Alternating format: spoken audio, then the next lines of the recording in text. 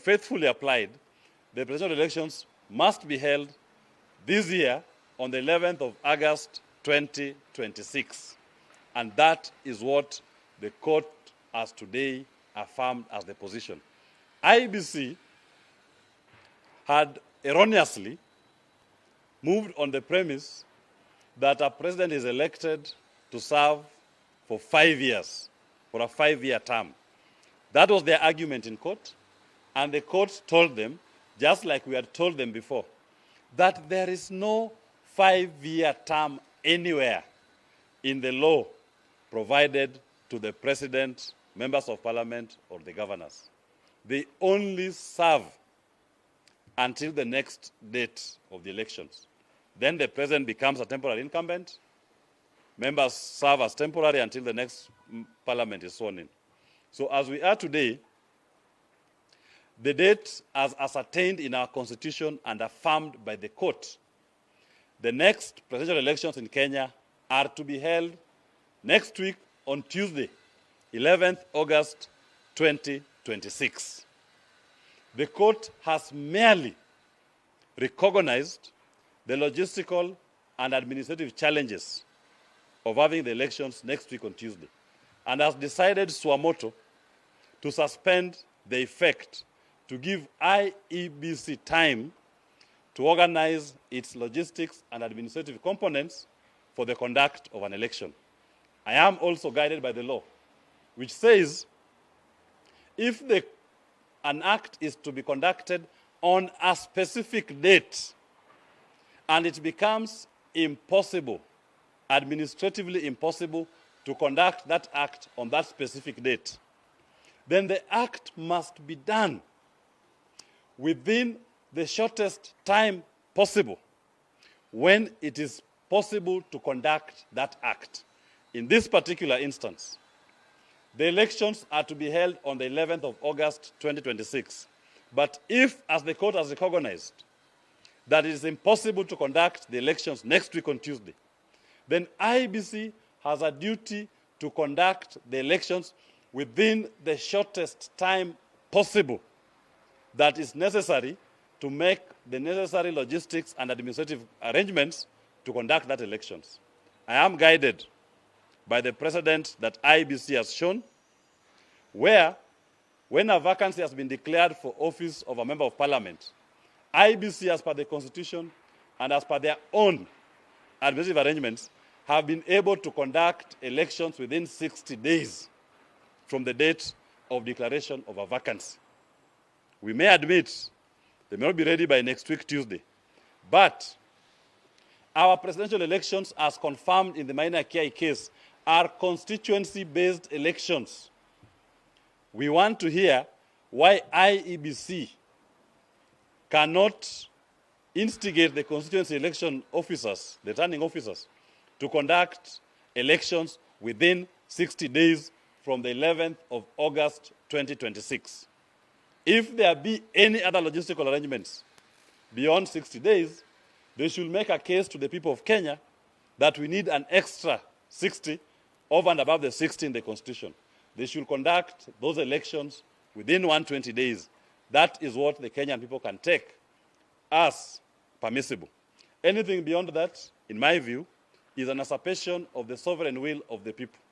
And the legitimacy and the term of office of William Ruto as president, exercising a donated sovereign power of the people, lapses on the 10th of August 2026, midnight.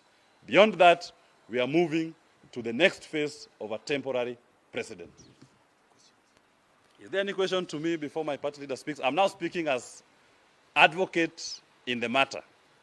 My party leader, Jimmy Wanjigi, will speak on any question on the political connotations in the case. Yes.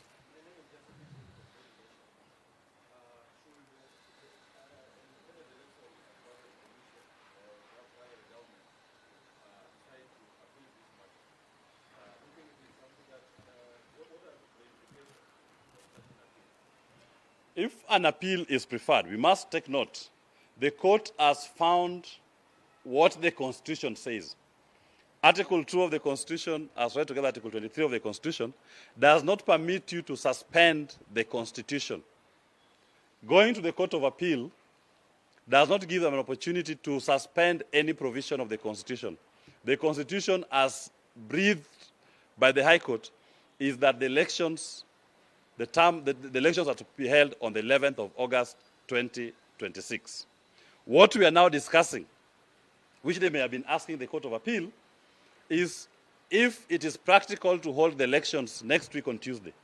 And the High Court, in its wisdom, has already addressed that question. It has told IEBC that maybe you need some extra time to organize yourselves logistically to conduct the elections. So if they went to the Court of Appeal, it will be purely an academic exercise on the question of holding the elections next week on Tuesday. It will not be serving any legal purpose because the High Court has accommodated them and told them that we will not implement it from the 11th of August 2026, but have given you time to organize the elections. Our quest is now to tell the IEBC, having been told what the law is, do it within the shortest time possible, post the 11th of August 2026. Yes, Justice.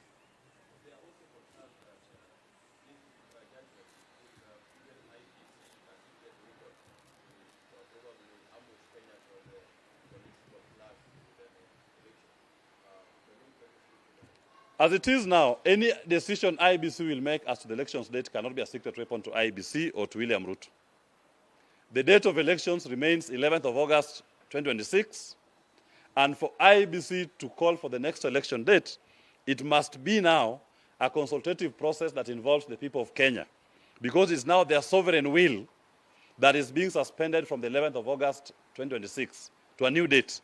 So the sovereign must render himself as to that new date in a manner that will facilitate him to donate his sovereignty in full compliance with the Constitution. The court has suggested a suspension of 1 year. As petitioners, we'll be asking the court that 1 year is 1 year too long. 1 year is too long for somebody to exercise a donated sovereign power beyond what will be permissible. William Ruto and any other presidential candidate must go back to the people and get a full mandate within the shortest time possible from the 11th of August 2026. Yes, Chris.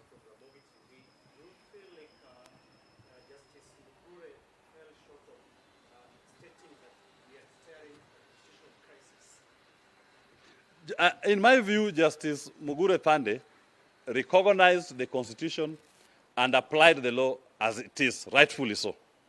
She only took cognizance of the logistical challenges that will be required or that IBC will have to surmount to hold the elections next week on 11th of August. So having so recognized, she decided to take the long route of suspending the implementation of the decision. But it is our case that the suspension cannot be for 1 year. The suspension, as per the law, should be that you conduct the elections within the shortest time possible to address the logistical and administrative challenges that are necessary to accord the people an opportunity to exercise their sovereign mandate. Nothing else? Thank you. Mine will be very brief. This is a great day for the Constitution of Kenya, and we as Safina Party want to give a great thank you to the High Court that has upheld our Constitution, and to the excellent work of our Deputy Party Leader, Willis Otieno. He has been excellent in court. He came out and tried to educate Kenyans, civic education about it. The last 1 year, he sought even discussions with IEBC, who ignored him. And now today we have a constitutional victory. And this we must be very, very thankful of as Kenyans. Let me say, William Ruto, your time is up. On Tuesday, you become nothing more than a president that has been given mandate by a court because of logistical issues, nothing else. Your term is over as of Tuesday. You are now then just given a template by a court. Your term has not been extended. That means if we were to read the Constitution, Article 134 describes a temporary president for such a circumstance. The first vote should have been on Tuesday, the 11th. After the first vote, you become a temporary president. And there are various things you can and you cannot do. Article 134 is very clear. So do not pretend to us you can make any decisions on our behalf anymore. You cannot. You cannot pretend to have a national dialogue. You have no legitimacy, William Ruto. You cannot even fire a minister after that day. Appoint a new officer after that day. We shall challenge you. Your time is up, and it was up a long time ago. And you keep being reminded, you refuse to listen. This is a great day for Kenyans. Let us celebrate. Wakati sasa umefika ya Ruto kwenda nyumbani. Asanteni sana.